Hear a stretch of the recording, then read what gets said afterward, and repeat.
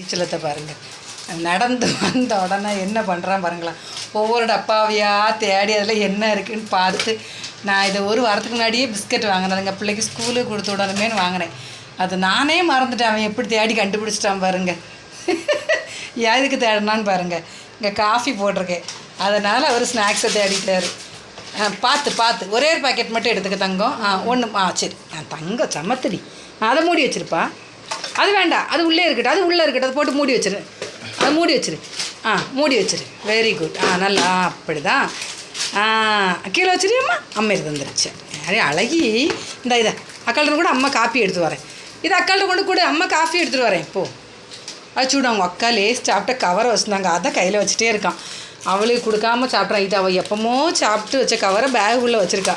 அதை எடுத்துகிட்டு வந்து எங்கிட்ட கொண்டு தரான். பிள்ளைக்கு உனக்கு லேஸ்லாம் சாப்பிடக்கூடாது, அங்கே பிஸ்கட் வச்சுக்கோ, அம்மா தரேன், காஃபி தரேன்பா.